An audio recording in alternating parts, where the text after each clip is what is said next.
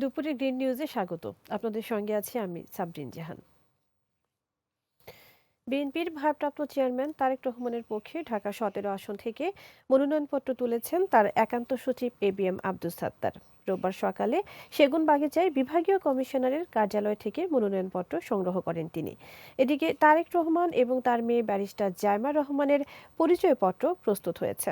গতকাল শনিবার রাতে ইসির এনআইডি উইং এ তথ্য নিশ্চিত করেছে। তবে চূড়ান্ত ভোটার তালিকায় তার নাম অন্তর্ভুক্ত করার আবেদন আজ চূড়ান্ত হবে।